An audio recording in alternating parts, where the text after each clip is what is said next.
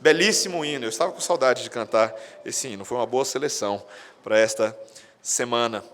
Irmãos, vamos abrir a palavra do Senhor no texto de Neemias, capítulo 11, versículo 1. Nessa manhã leremos esse texto até o capítulo 12, o versículo 26. Uma sessão em particular que nos traz uma lista de nomes importantes.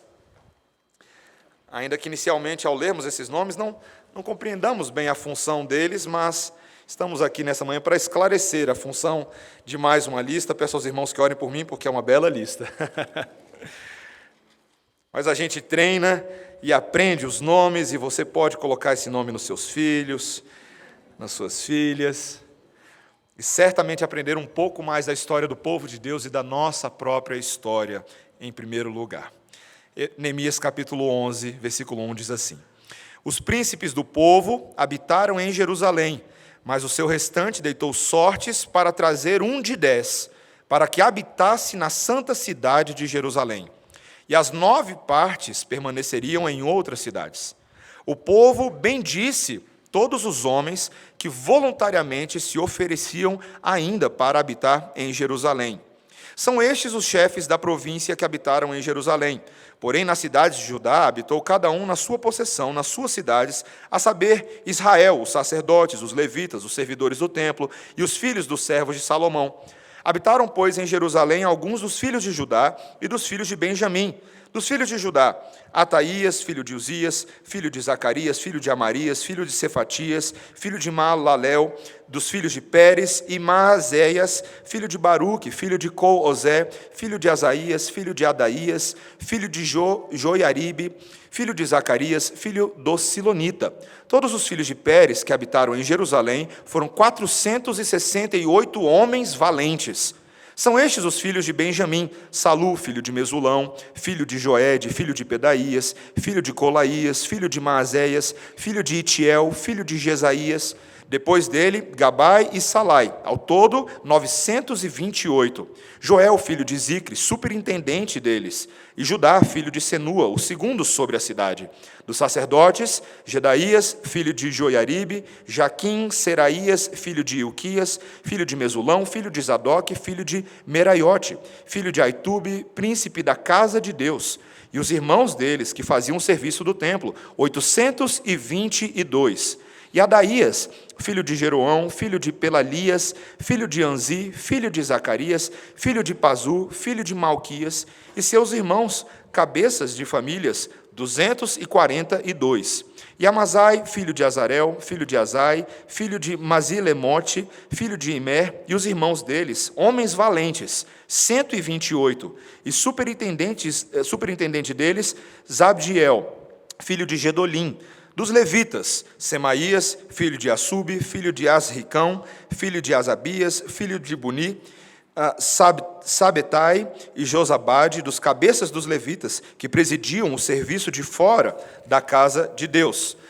Matanias, filho de Mica, filho de Zabdi, filho de Asaf, o chefe que dirigiu os louvores nas orações, e Baquebuquias, o segundo de seus irmãos. Depois, Abda, filho de Samua, filho de Galal, filho de Gedutum.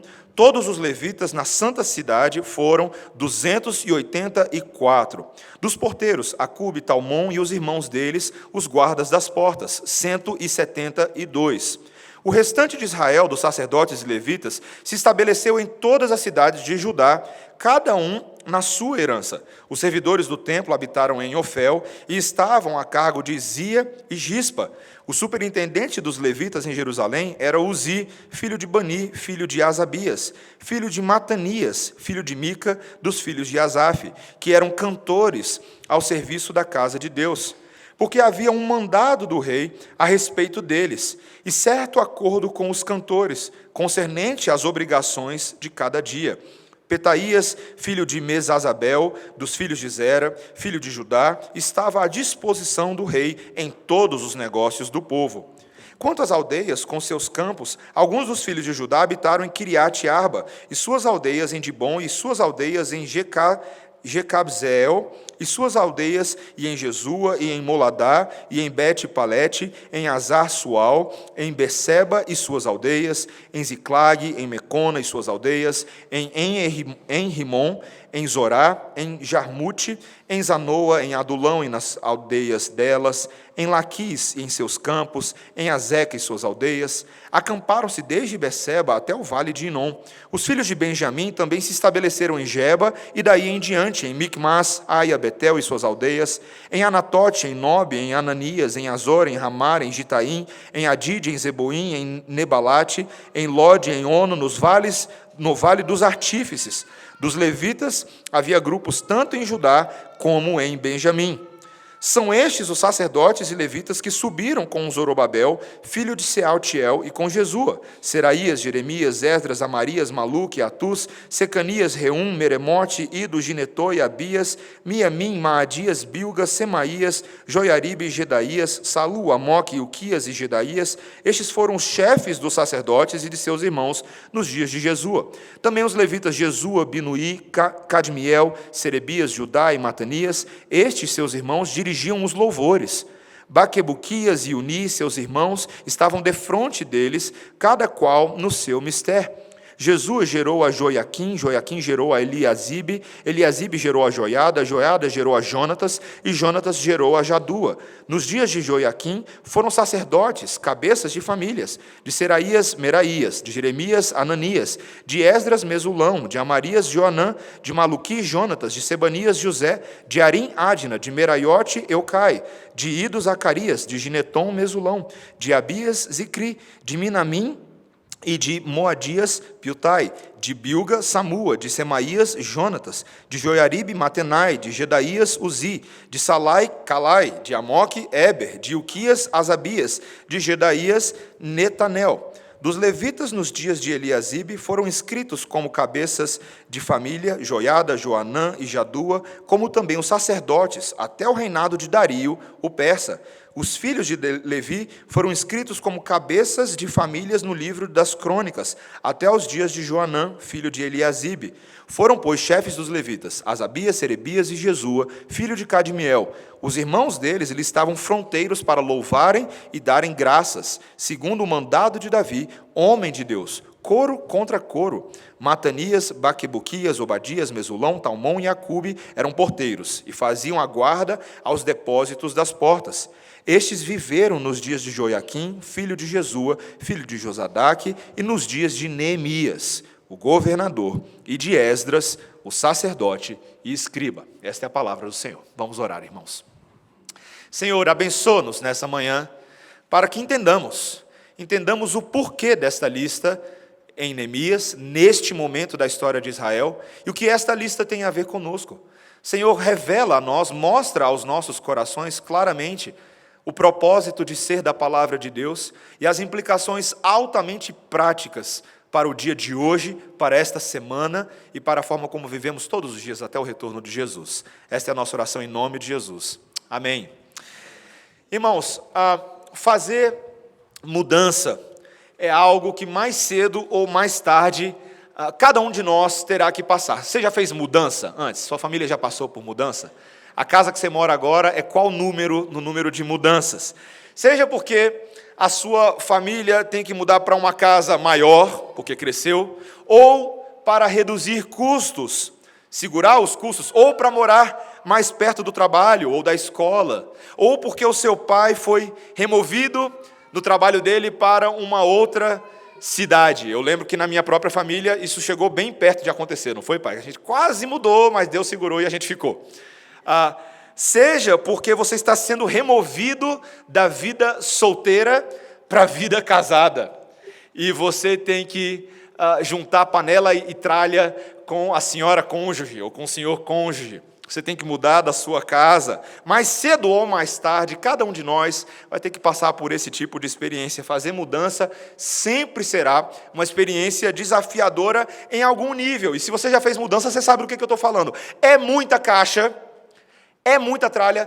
Gente, nós somos acumuladores de tralha por excelência.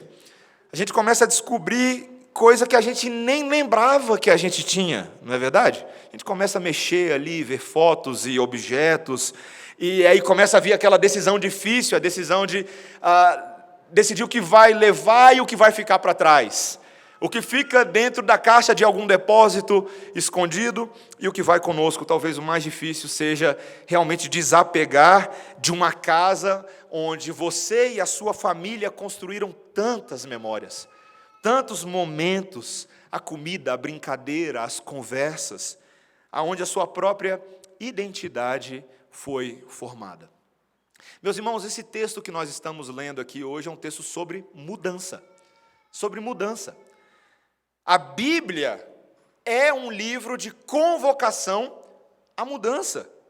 Sim, nós sabemos, talvez de uma forma mais óbvia, que a Bíblia é sobre mudança de coração, mudança de fé e crença, mas também, como esse texto mostra para a gente hoje, uma mudança de atuação, na qual nós mudamos, deixamos para trás aquelas posturas, hábitos e espaços que agradavam apenas a nós, para os novos ambientes, momentos, situações de vida que glorificam mais a Deus e melhor brilham a forte luz da glória de Jesus e frutificam os frutos de justiça que Deus deseja fazer por nosso meio.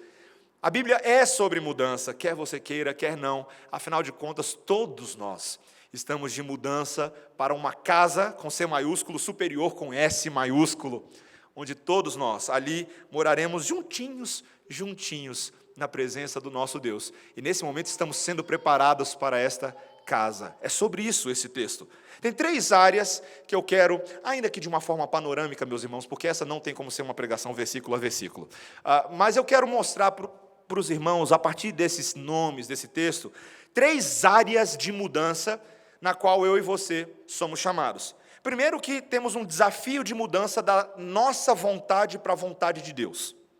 Segundo lugar, que quando nós mudamos dessa forma, nós abraçamos a bênção de novas vocações que são supridas e demandas que são supridas no reino de Deus. E em terceiro lugar, um ponto bem teológico, de uma casa eleita, de um povo eleito e de uma habitação eleita. São essas 3 áreas que eu quero ver com os irmãos. Primeiro, o desafio da mudança da nossa vontade para a vontade de Deus.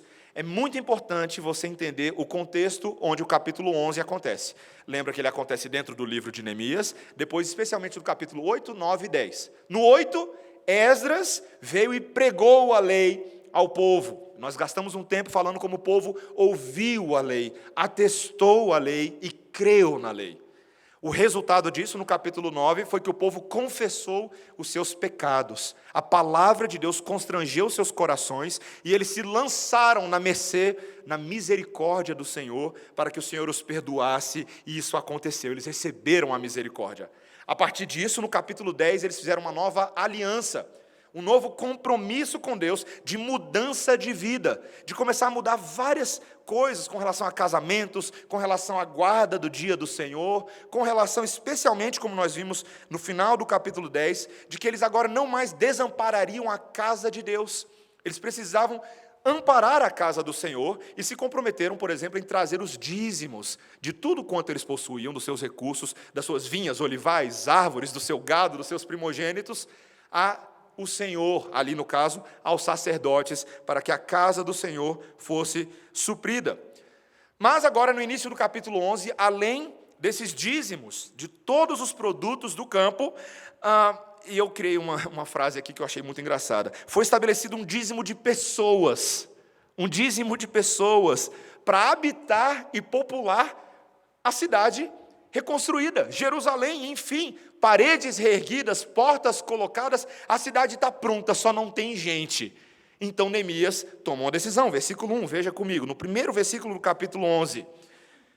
Os príncipes do povo habitaram em Jerusalém, mas o seu restante deitou sortes para trazer 1 de 10, para que habitasse na santa cidade de Jerusalém, e as 9 partes permaneceriam em outras cidades. Esse é o dízimo de pessoas. Neemias pediu que 1/10 das pessoas das áreas periféricas se movesse para dentro dos muros da cidade para impedir que as grandes áreas da cidade, ficassem vagas. E, basicamente, esses capítulos 11 e 12 estão mostrando para a gente esse movimento.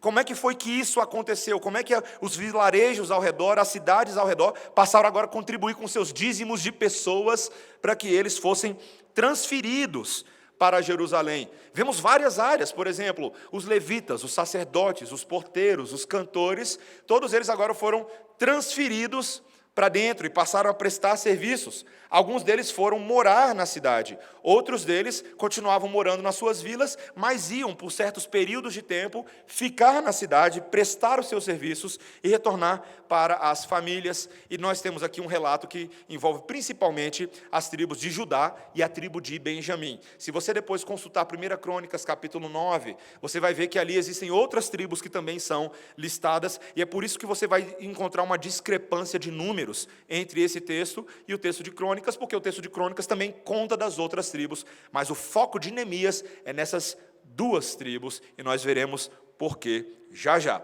Mas, meus irmãos, o que é bem interessante aqui é que, antes desses nomes dos voluntários serem registrados, propriamente dito, o versículo 2, ele tem um tom de significativa gratidão, que faz toda a diferença em como você vai ler essa lista. Olha o versículo 2, veja comigo. O povo fez o quê? O que o povo fez aí? Bendisse todos os homens que voluntariamente se ofereciam ainda para habitar em Jerusalém. E eu te pergunto, qual que é a causa dessa gratidão? Os comentaristas aqui, eles fazem uma boa análise, e eles mostram que, em primeiro lugar, tanto o texto de Neemias vai deixar isso claro, quanto de Esdras e outros textos, de que, aparentemente, muitas pessoas não queriam voluntariamente se mudar para a cidade. E, portanto, esses primeiros voluntários eram espécies de heróis, desbravadores, porque queriam ir. Mesmo com esses voluntários, não foram muitos assim inicialmente, e Neemias teve que determinar aqui uma espécie de sorteio sagrado, lançar sortes, para ver entre as pessoas restantes quem ia ter que se mudar. Mas, meus irmãos, tenho certeza, em muitos casos isso deve ter causado um inconveniente bem desagradável. O que me faz pensar, por que tanta gente não queria mudar para essa gloriosa cidade de Jerusalém? Não era o que todo mundo ansiava há tantas décadas? Enfim, Jerusalém reerguida. Mas esses comentaristas mostram que as coisas realmente não eram assim tão simples. Por um lado, havia uma pressão social. Muitos dos não-judeus que moravam ali na terra, eles atribuíam um certo estigma social aos moradores de Jerusalém, como nós vimos ao longo de todo esse livro.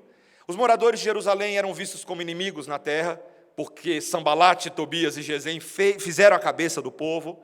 Eles, muitas vezes, não eram vistos como confiáveis para o comércio, porque, como vimos no capítulo passado, eles deixaram de comprar produtos e mercadorias no sábado, no dia santo, e por causa das crenças religiosas deles. Havia também uma pressão, vamos dizer assim, uma pressão de planejamento de vida. Cada pessoa, cada família individualmente, você mudar para uma cidade significava, em muitos sentidos, você reconstruir a sua vida do zero. Recomeçar o comércio, restabelecer as suas casas, era um grande investimento de tempo e de dinheiro, fora ter que levar a esposa, filhos, todo mundo reclamando que tem saudade da comida, tem saudade de onde morava, de onde brincava, dos amigos, da comunidade. Além disso, em terceiro lugar, havia uma pressão religiosa. Quando você mora em Jerusalém, você está morando na cidade que representa a santidade de Deus. Havia ali uma pressão para que as pessoas conformassem moralmente as suas vidas a Deus. Ou seja, você tinha que dar testemunho, tinha que viver de uma forma santa, você tinha que representar de forma talvez ainda mais próxima, mais concreta, a fé que você diz possuir historicamente. A pressão, a proximidade com o templo. Meus irmãos, esse texto deixa bem claro que mudança de vida é uma coisa que envolve muita coisa para a gente, e nem sempre é fácil. Muitas vezes Deus, Ele atribui a nós, nesse caso o texto, por sortes, mas Ele atribui para nós responsabilidades e mudanças que a gente não estava pronto para assumir, não é verdade? Quem, de repente, descobre que estava grávido de uma hora para outra e não estava planejando um bebê, agora precisa se preparar. Quando o seu chefe diz para você, num belo dia de sol, numa bela manhã, que você está demitido, ou que você foi removido da área na qual você se encontra há 15 anos e tem que trabalhar agora no outro setor, porque você tem que prestar serviço. No serviço público a gente vê muitas vezes essas sugestões acontecendo. Meus irmãos, são mudanças para as quais às vezes a gente não está pronto. E a gente fica triste, fica chateado, porque as nossas vontades nem sempre são tão assim respeitadas e são ignoradas nesses movimentos, e nós encontramos no dia a dia, meus irmãos, o tempo inteiro, essas tensões entre a nossa vontade pessoal e a vontade de Deus. Não é verdade? Isso me faz lembrar de Jonas. Jonas, o profetinha obstinado. Jonas era aquele homem que, sim, foi um profeta levantado pelo Senhor e fez um ministério bem profícuo, até o dia que Deus vira para ele e fala assim: Jonas, quer saber? Está na hora de você falar lá para os ninivitas que eles estão pecando contra o Deus Criador dos céus e da terra. Logo nos versículos 1, 2 e 3 de Jonas, capítulo 1, o Jonas não gostou muito dessa ideia, né? Ele tentou pegar um Uber para o outro lado, né? Ele entra no Uber, e aí o motorista vira para Nínive, ele fala assim: vamos mudar para Tarsis. Ele tenta pegar o Uber por outro lado. É tão tolo, né? Pensar que um profeta de Deus, alguém que supostamente deveria conhecer a vontade, os oráculos de Deus, tenta fugir da presença do Senhor. E inevitavelmente Deus quer ensinar para Jonas que ninguém pode ir contra a vontade de Deus. E Deus tinha um outro Uber preparado, um grande peixe maravilhoso, um serviço maravilhoso ali. Você vai no estômago, fica cheirosinho, né? Quando você sai do Uber, você é literalmente vomitado para fora. Tem gente que se sente vomitado do Uber quando o cara fala, embora. Mas ali, literalmente, ele foi vomitado na praia, e ele parou exatamente onde ele precisava estar na vontade de Deus. Meus irmãos, eu estava lendo recentemente um livro muito interessante. O autor ele trabalha a ideia de que você tentar ir contra a vontade soberana de Deus é como alguém que tenta lutar contra a gravidade.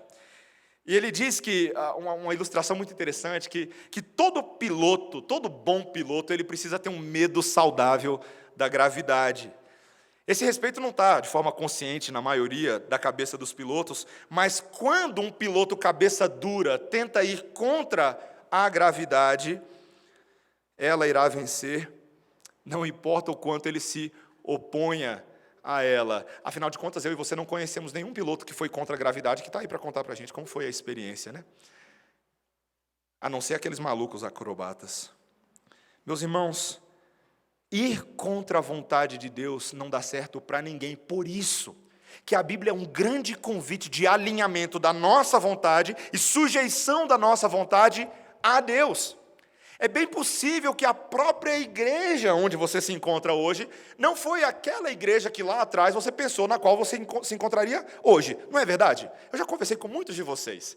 E sei que vocês, alguns já falaram assim: pastor, eu jamais pensaria em estar numa igreja presbiteriana. Eu jamais pensaria, eu estava tão bem na minha igreja, ou eu estava servindo, eu estava fazendo certas coisas, mas de repente as coisas mudaram. E nós nos vimos forçados a sair, ou precisamos sair, ou vimos que aquele não era mais o nosso espaço. Meus irmãos, a nossa vida é bastante assim. Nós pedimos, sim, na oração do Pai Nosso, que seja feita a vontade do Senhor acima da nossa vontade. Mas você reconhece o perigo dessa oração? Quando Deus realmente fala, então é para fazer a minha vontade. E Ele realmente cumpre a vontade dEle nas nossas vidas. E esse texto é um convite, em primeiro lugar, a ver que a vontade de Deus é sempre boa, sempre perfeita e sempre agradável, ainda que inicialmente não nos pareça assim. O maravilhoso Charles Spurgeon, pregador, um dos maiores do século retrasado, disse: o grande Criador da vontade está vivo para cumprir as suas intenções. É isso que Deus está fazendo na minha e na sua vida nesse momento. Ele está fazendo a vontade dEle nesta manhã. E compete a nós ouvirmos a Deus e alinharmos os nossos corações. Mas veja que a partir disso, da mudança da nossa vontade para a vontade de Deus, Deus quer mostrar o lado bom dessas coisas. A bênção, em segundo lugar, de certas vocações que vão sendo supridas e demandas que nós vamos suprindo. É muito importante mostrar que a gratidão desse povo é porque todos esses que estão se transferindo para Jerusalém são importantes. Veja que A partir desse momento, nesses versículos 4 em diante, nós veremos uma lista de várias funções sociais, funções religiosas, que tinham uma função dentro de Jerusalém. Ele fala, por exemplo, de 468 homens comuns de Judá. Esse é o dízimo da parte de Judá, nos versículos 4 a 6. Nos versículos 7 e 8, ele fala de 928 homens da tribo de Benjamim.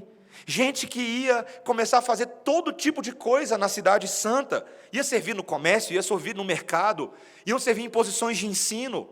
Homens que iam cultivar a terra, homens que iam trabalhar na arquitetura, na engenharia, nos serviços públicos. Também vemos algumas funções mais específicas descritas no versículo 9 a 14, 1192 sacerdotes. Claro, nem todos os nomes estão aqui, nós temos apenas os cabeças dessas famílias sacerdotais. Os versículos 15 a 18 vão mostrar ali 284 levitas. Sacerdotes e levitas, meus irmãos, eram tão importantes, porque eram aqueles homens ordenados numa linhagem que Deus havia estabelecido para cuidar do culto a Deus, na casa do Senhor. A vida de Israel era uma vida de adoração, e tinha gente que precisava organizar e tocar essa adoração. Eis aqui os sacerdotes, eis aqui os levitas. Versículo 19, ele fala de 172 porteiros, e por aí vai. Ele vai falando que tem aqui um total de 3.044 homens, claro, na contagem da língua hebraica, fora suas famílias, fora as outras pessoas que os acompanharam, ou seja, o número é bem grande. E tem um detalhe que eu não posso deixar de falar para vocês nesses versículos aqui. Eu não sei se vocês perceberam na leitura, que tem vários momentos que uma certa linguagem militar vem à tona. Vocês perceberam isso? Por exemplo, no versículo 6, dá uma olhadinha aí, ele fala assim, olha, todos os filhos de Pérez que habitaram em Jerusalém foram 468 homens valentes. Interessante isso, né? Olha o versículo 9, por exemplo, ele diz que Joel, filho de Zicre, era um superintendente deles. Aqui o hebraico é um superintendente numa espécie de posição militar, de um líder militar. No versículo 14, de novo, os irmãos deles eram 128 homens valentes. A gente não pode esquecer qual é o contexto de Jerusalém aqui. Ainda é a mesma Jerusalém que tem um tal do Sambalate fazendo o samba dele, Tobias assoviando o assovio dele, esses inimigos do povo de Deus que frequentemente atentavam contra o povo de Israel. Era o povo que, enquanto estava reconstruindo os muros, estava com cimento na mão e espada na outra mão. Um olho bem aberto, oração de olho aberto, né? Você fecha um e abre o outro, porque o inimigo não descansa.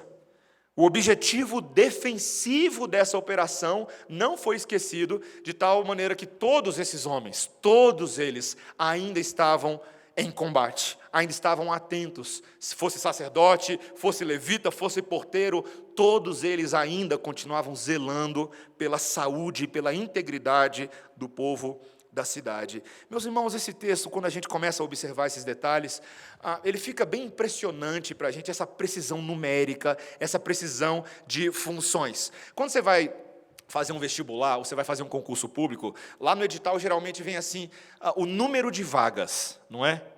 E você estuda, eu sei, você concurseiro, você vestibulando, eu sei que você estuda, com base também na quantidade de vagas e a chance que você tem ou não de passar para uma daquelas vagas, e se vale a pena ou não fazer a inscrição para o concurso, não é mesmo? E quando você não passa dentro das vagas iniciais, você fica, cadastro de reserva, estou dentro. Queridos, esses números, essa precisão, é porque eles representam as demandas de Deus na cidade. Sim, Deus precisava de 928 homens da tribo de Benjamim. Deus precisava de 284 levitas. Ele precisava de 172 porteiros. Esse era o concurso de Deus. Ele estava selecionando esses homens, escolhendo esses homens. E diga-se passagem, estava escolhendo a dedo, para que esses homens pudessem cumprir as suas funções. Meu irmão, minha irmã, se tem uma coisa que eu e você nessa manhã precisamos entender urgentemente, é que aquilo que você está fazendo nesse momento, aquela vocação e atribuição de Deus, você está fazendo porque Deus te escolheu a dedo para fazer aquilo. Talvez você olhe para o seu trabalho, para a profissão que você tem, ou para a atribuição, e você diga assim, eu não sei o que eu estou fazendo lá. eu acho que eu sou só mais um. Mas você não é só mais um. Porque quem te instalou naquela repartição ou naquele emprego foi o próprio Deus que te salvou. E que sustenta a sua vida e que cuida de cada movimento dos seus pés e das suas mãos, inclusive os cabelos que caem da sua cabeça. Esse é o Deus que te estabeleceu lá. Esse é o Deus que te colocou lá. Meus irmãos, eu e vocês precisamos urgentemente ter a nossa cabeça girada, não entendo errado o que eu estou falando, mas girada, para cima. E olhar a vontade de Deus sendo realizada. Tem tanta gente insatisfeita onde se encontra. Tanta gente falando, poxa vida, eu não queria estar fazendo isso da minha vida. Não foi para isso que eu estudei. Não foi para isso que eu me preparei. Eu queria estar fazendo outra coisa, mas desperdiçamos a oportunidade de sermos, por exemplo, como José no Egito, que não quis passar naquele vestibular para ser escravo de Potifar, que não quis passar na prova para ser tentado pela esposa de Potifar, que não quis sequer aplicar para o emprego de ser um prisioneiro numa prisão, que não quis ser amigo do copeiro e do padeiro, que não quis interpretar os sonhos deles, mas tinha que fazer todas essas coisas, porque eram as coisas que Deus estava fazendo José fazer, para que o povo de Deus, anos depois, fosse abençoado. Tudo aquilo que lhe parecia mal, Deus converteu em bem. Gênesis 50, 24. Eu e você precisamos ter essa cabeça hoje. Deus está nos instalando nas nossas vocações, para nós sermos uma bênção na vida das pessoas, para nós fazermos essas coisas. Eu quero ensinar uma coisa para vocês essa manhã, relembrar algo. O profeta Jeremias, que quando nós pregamos lá em Esdras capítulo 1, já tem um tempinho, Esdras 1, eu fiz uma observação que Jeremias havia feito uma profecia de que o povo seria feito cativo na Babilônia por 70 anos. E a profecia de Jeremias se cumpriu perfeitamente. O povo foi feito cativo durante 70 anos, de 605 a.C. até 535 depois de Cristo, quando o persa imperador Ciro veio e libertou o povo. Mas o que era interessante, meus irmãos, é que para Jeremias, esses 70 anos, que seriam sim 70 anos de exílio, mas era tempo de bênção para Israel. Sabe o que ele fala lá em Jeremias 29, versículos 4 a 7? Ele diz assim: assim diz o Senhor, Deus dos exércitos, o Deus de Israel, a todos os exilados que eu deportei de Jerusalém para a Babilônia. Ou seja, foi Deus quem deportou os exilados de Jerusalém para a Babilônia. Olha o que ele diz: edificai casas, habitai nelas, plantai pomares, comei do seu fruto, tomai esposas, gerai filhos e filhas, tomai esposas para os vossos filhos, e dai vossas filhas a maridos, para que tenham filhos e filhas, multiplicai-vos aí, e não diminuais. Gente, eles estavam na Babilônia. Eles estavam lá naquele lugar onde o maluco do Nabucodonosor dizia que se o pessoal não se prostrasse diante do totem, ele jogava na fogueira. Vocês lembram que o Deus que mandou tudo isso foi o Deus que pegou Sadraque, Mesaque e Abednego e adicionou um quarto ali, para que Nabucodonosor fosse envergonhado e para que Deus fosse glorificado na cultura do povo de Deus. A sua vocação, meu irmão, me permita fazer essa analogia, é andar na fogueira dessa cultura e transformá-la. Transformá-la. Eu vejo, eu já conversei com alguns pais que falam assim, ou a gente pergunta, né? Papai, quando é que vem os filhos? Mamãe, quando vem os filhos? E às vezes a gente faz essa pergunta com cautela, porque pode haver algum empecilho para ter filhos, algum constrangimento, mas em muitos casos não é necessariamente isso. Papai, mamãe, quando vem os filhos? Ah, pastor, tanta coisa para fazer ainda. Aí você começa a investigar mais, aí começa a vir as desculpas esfarrapadas. Não, mas o anticristo vai levar os filhos tudo embora. Vai botar filho no mundo. Esse mundo está tão difícil, pastor, aí, os movimentos de gênero, de ideologia, para que vai botar filho no mundo? Vai botar porque Deus está mandando. Porque se mandou na Babilônia, não vai mandar em Brasília? Se botou nas duas UNBs, na Universidade Nacional da Babilônia, vai botar em Brasília também. Porque é assim que Deus funciona, meus irmãos. Deus não está condicionado à cultura, Deus abençoa a cultura pela sua vida. Você crê nisso? Você entende isso? O trabalho que você tem hoje, faça o seu trabalho com toda excelência e alegria. Estava lendo uma história essa semana que o Matheus Donato mandou num grupinho que a gente tem ali. Uma história que eu não sabia se era de brincadeira ou sério que ele estava mandando, mas a história me chamou muita atenção. De um taxista que disse que ia ser o melhor taxista de todos. Ele estava chateado com o trabalho, a vida estava meio devagar, e aí, de repente, ele colocou na cabeça que ele ia ser um bom taxista, que ele ia parar de reclamar da vida, que ele ia fazer o trabalho dele bem. Eu não sei se ele era crente ou não era crente, a verdade é que, por meio do trabalho desse taxista, várias pessoas foram abençoadas. Todo mundo queria andar nesse táxi, as pessoas ligavam porque queriam marcar para andar naquele táxi, porque ali algo de bom estava sendo produzido. Meus irmãos, se ímpios que não temem ao Senhor tentam brilhar uma certa luz para abençoar o mundo, que dirá de nós, a quem foram conferidas as promessas de que por nosso meio as nações serão abençoadas? Nós temos que fazer o nosso trabalho bem. Paremos de reclamar como o povo no deserto e trabalhemos, meus irmãos. John Henry Newman, teólogo inglês do século XIX, tem uns escritos bem interessantes. Ele disse o seguinte: Deus me criou para cumprir um serviço definido por Ele em favor dEle. Ele confiou uma obra a mim que Ele não confiou a mais ninguém. Eu tenho a minha missão e eu não posso, talvez, compreendê-la perfeitamente ainda nessa vida, mas verei os seus frutos do outro lado do rio. Meus irmãos, as nossas obras frutificam não só agora, mas por toda a eternidade, como Paulo diz em 1 Coríntios 3,10, nós edificamos esse edifício com as pedras e ferramentas que o Senhor nos dá, motivados por fé, motivados pela glória de Deus, motivados por Jesus. Nós somos chamados para cumprir demandas específicas no reino dos homens, para que o reino de Deus avance entre eles. Meus irmãos, esse texto encerra, ou pelo menos o meu sermão encerra nesse texto, mostrando que esse texto, na verdade, ele é muito mais amplo do que a gente tende a olhar. O meu último ponto é um ponto teológico, forte, sobre essa casa de eleitos e casa habitada. De todos os detalhes que esse texto me chama a atenção, tem um detalhezinho ainda nos primeiros versículos que aparece, é quando ele chama de Jerusalém de Santa Cidade. Santa cidade. Sabe por que esse detalhezinho chama a atenção? Porque essa expressão, essa frase é raríssima no Antigo Testamento. Ela não aparece assim com tanta frequência. Talvez você pense que seria óbvio ouvir essa frase no Antigo Testamento, mas não é assim. Nesse momento, Jerusalém está se tornando verdadeiramente uma cidade santa.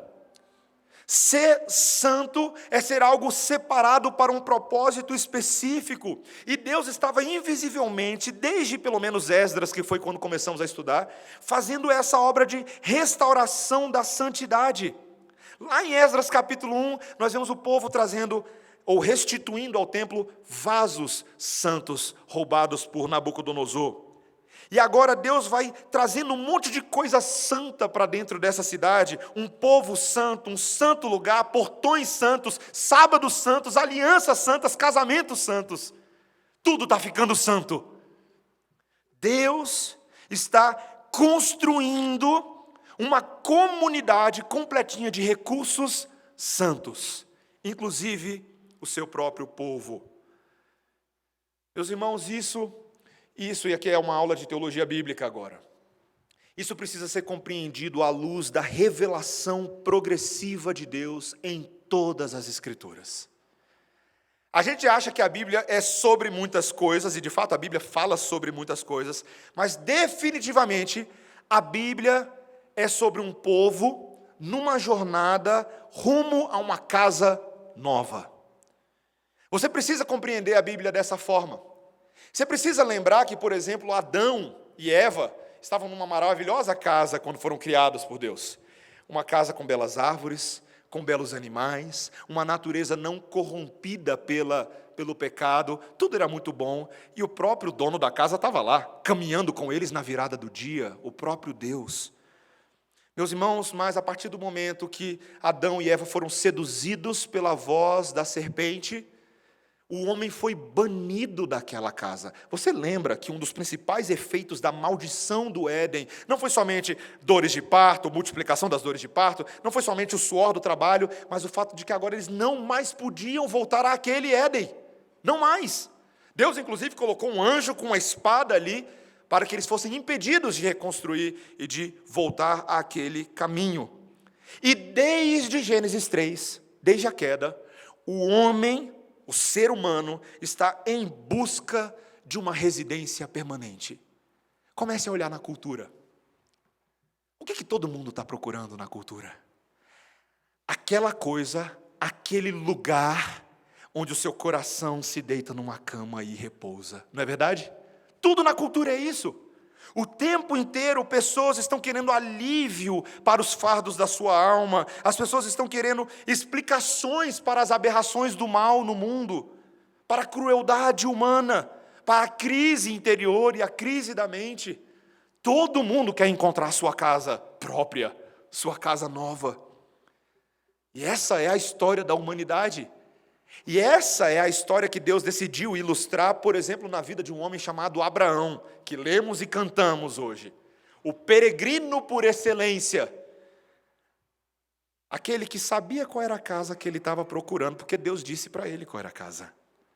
No texto que eu e você lemos hoje, em Hebreus 11, não Gênesis 12, Hebreus 11, que retoma a narrativa de Gênesis 12, 15 e 17, nós vemos ali Abraão, o homem da fé, que no versículo 8 de Hebreus 11 disse, ele foi chamado e obedeceu, saindo para um lugar que estava para receber por herança. E ele saiu, quando ele saiu, sem saber para onde ia. Hebreus 11, 9, mas pela fé peregrinou na terra da promessa, como em terra alheia, habitando em tendas com Isaque e Jacó, herdeiros com ele da mesma promessa. Porque, preste atenção, Hebreus 11, 10, Abraão esperava a cidade que tem os fundamentos, da qual o arquiteto e edificador é Deus. Ele estava querendo uma casa, mas não era qualquer arquiteto, não. Não era qualquer engenheiro.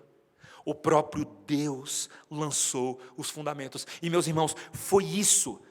Preste atenção, foi isso, essa promessa de um verdadeiro arquiteto, de um verdadeiro edificador, que moveu cada ação de Abraão, e é o que nós chamamos de fé. Estou te dando um conceito novo de fé nesta manhã. Fé é crer nas coisas que se esperam, casa nova, a convicção de fatos que se não vem, arquiteto novo. Foi isso que motivou, por exemplo, ainda no mesmo texto, pela fé, até a própria Sara recebeu a virtude de conceber um filho, mesmo fora da idade, porquanto teve por fiel aquele que lhe havia prometido.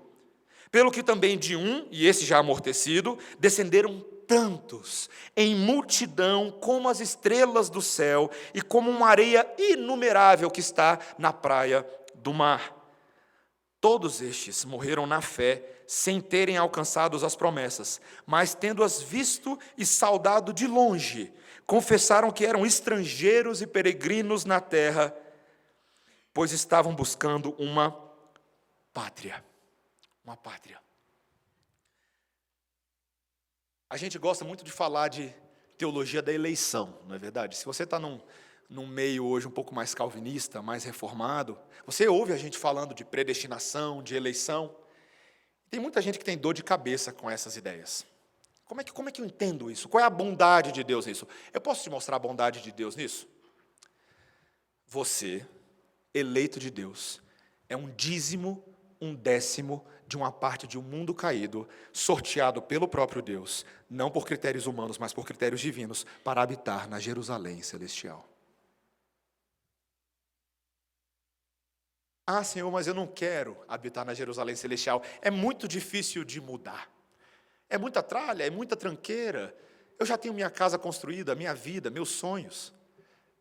Você tem certeza que você não quer morar na Jerusalém celestial? Porque, meus irmãos, na Jerusalém celestial o arquiteto é Jesus. Não Moisés, não Abraão. O próprio autor de Hebreus falou isso em Hebreus 3, quando ele disse: por isso, santos irmãos que participais da vocação celestial, considerai atentamente o apóstolo e sumo sacerdote da nossa confissão, Jesus, o qual é fiel àquele que o constituiu, como também o era Moisés em toda a casa de Deus.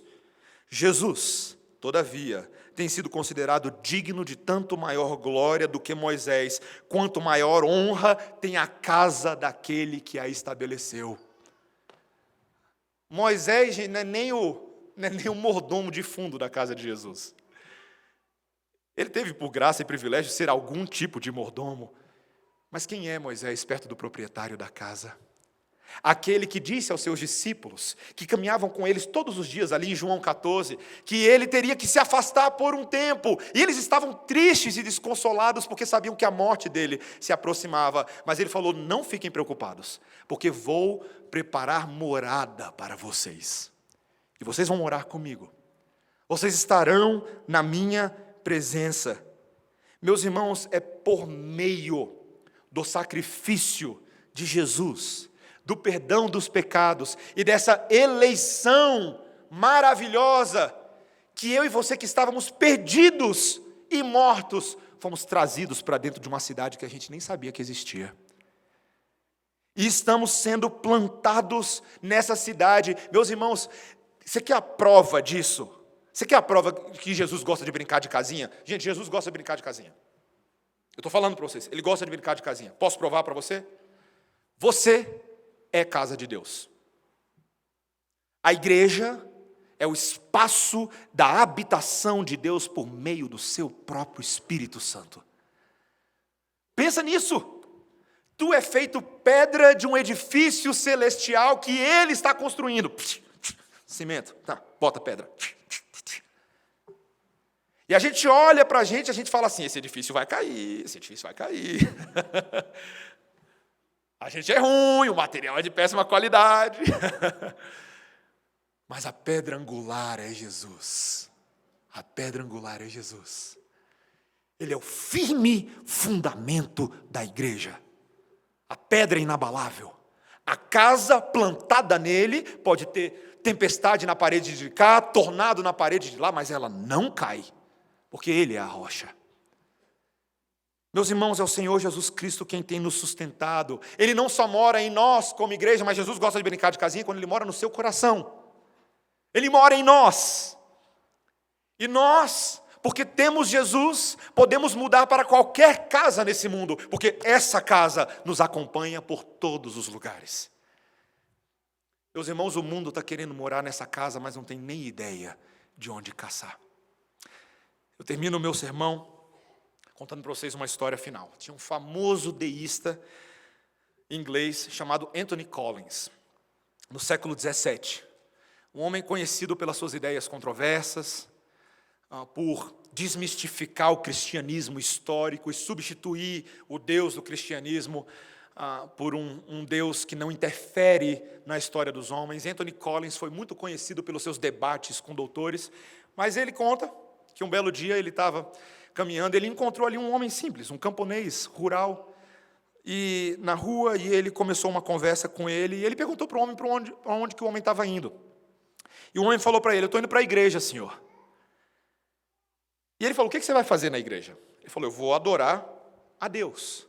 E Anthony Collins tinha uma tirada, virou para ele e falou assim: o seu Deus é um Deus grande ou um Deus pequeno? E aí o homem pensou naquilo um segundo e falou assim: ele é os dois. E o Anthony Collins não esperava aquela resposta. Ele falou assim: como assim ele é os dois? Ele fala, daquela forma simples de camponês: bem, ele é tão grande para ser o criador e dono de todas as coisas que existem, mas ele é pequeno o suficiente para caber no meu coração, e ele está aqui agora.